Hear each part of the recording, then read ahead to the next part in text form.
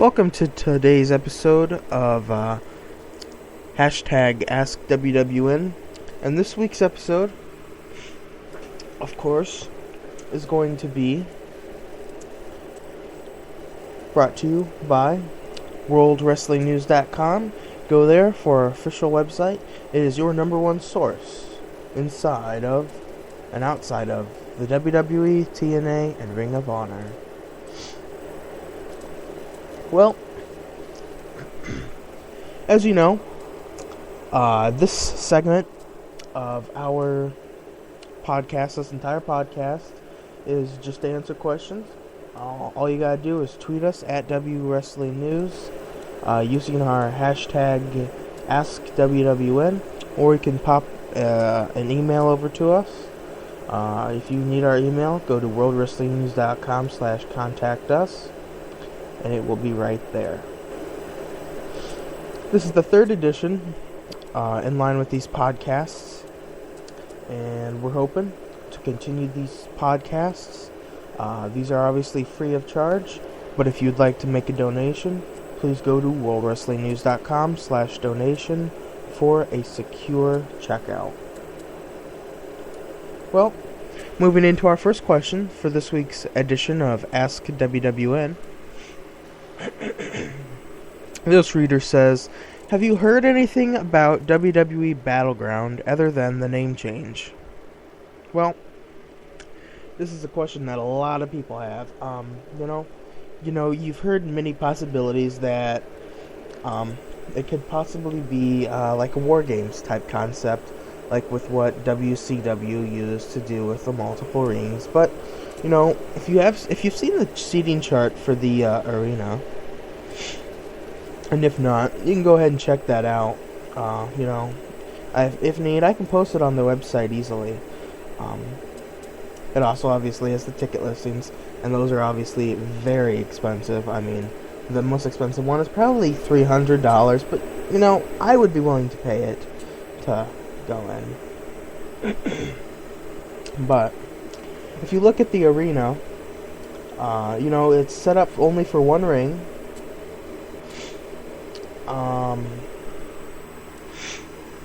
And obviously, it's got a lot of open seating and stuff, obviously, and obviously a big chunk that is closed off, obviously for multiple reasons.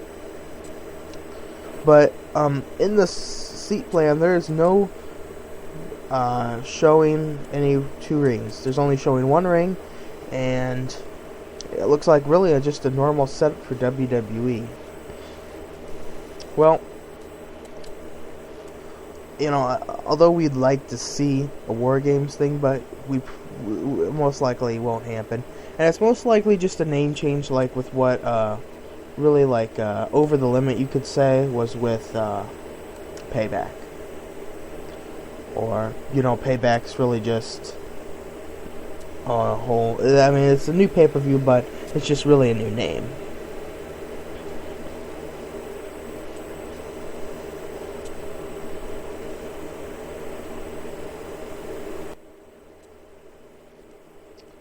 Well, our next question is, a major reason for WCW's downfall in the late 1990s was the lack of new stars.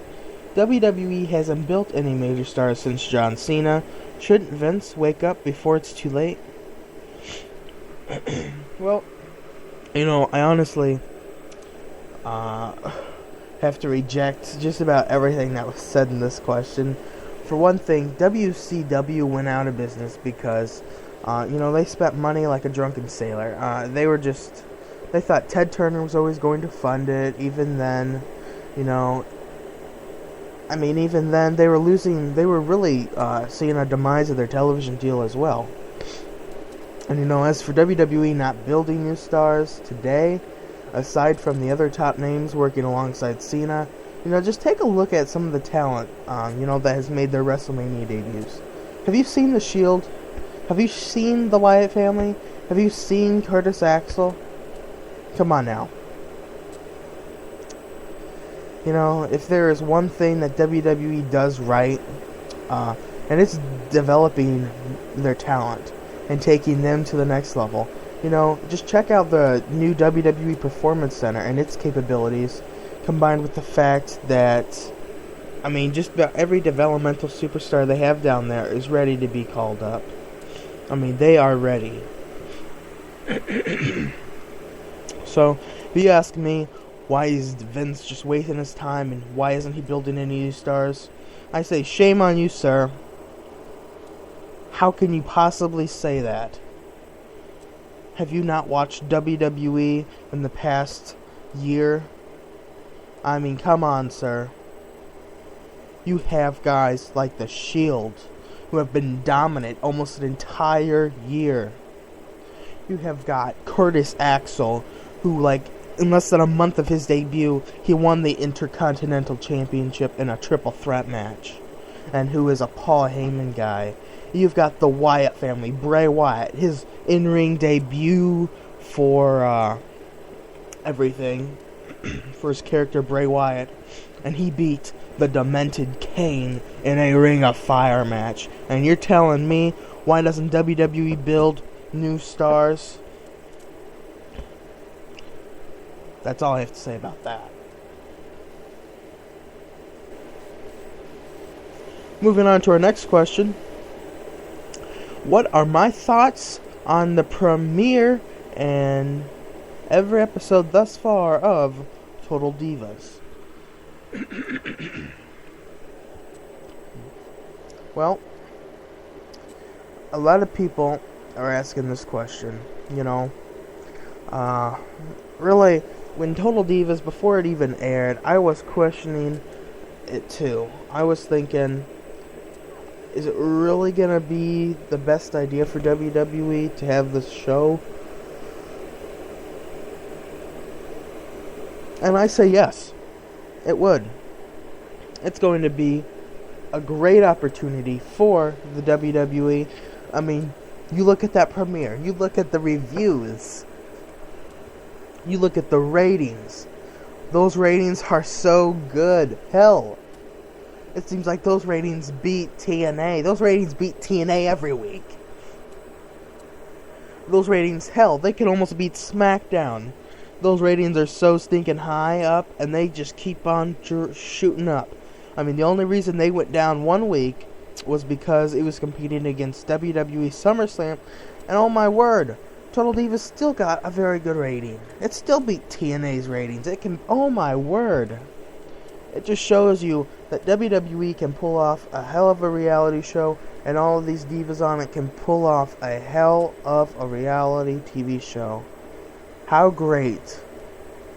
If I was Vince, I would feel so proud of myself for just coming up with such a great idea, and whether it was him or not coming up with the idea, whoever came up with it was a genius. But if I was Vince, I would be proud of whoever did that. Give him a raise, definitely.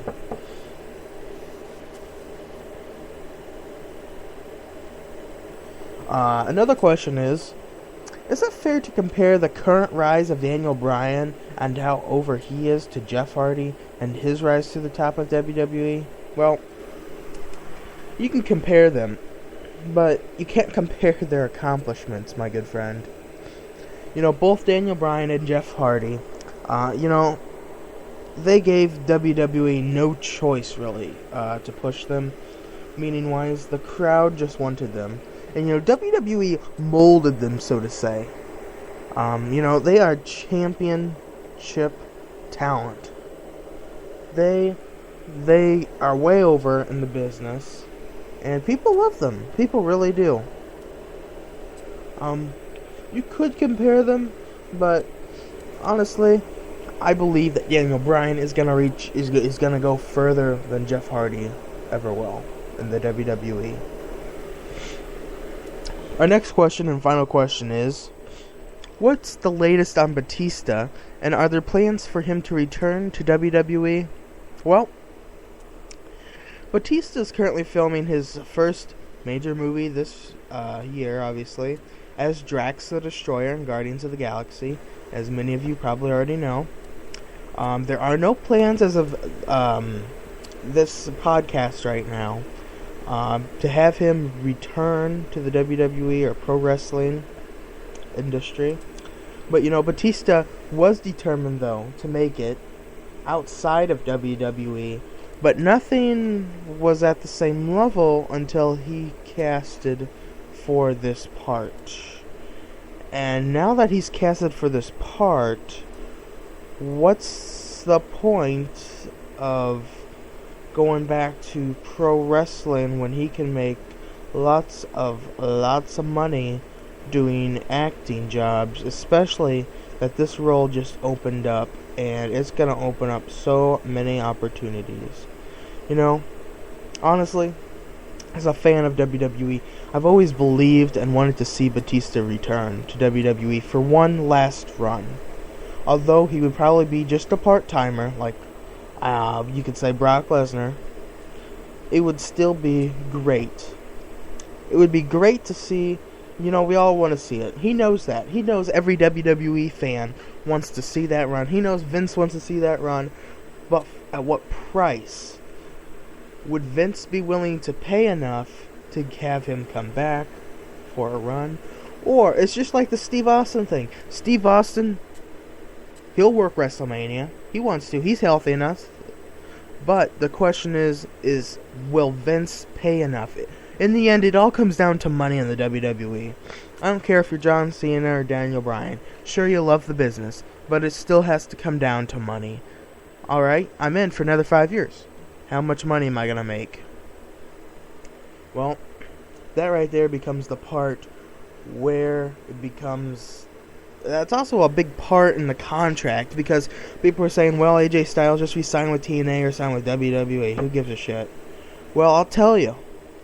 AJ Styles gives a shit, because he wants he wants money. He wants the company that's going to pay him more. And obviously we know that's not going to be TNA, and Vince, he's going to cheap out. But that's a whole different topic for an episode of Ask WWN. In fact, I hope you all enjoyed this week's Ask WWN. Remember, send your questions in using the hashtag AskWWN, or throw us an email. You can also contact us via our website, worldwrestlingnews.com. Thank you for tuning in to this week's edition of Ask WWN, episode number 3. This is Michael J. Burgess, the owner of worldwrestlingnews.com and the host of the Ringside Podcast, signing off.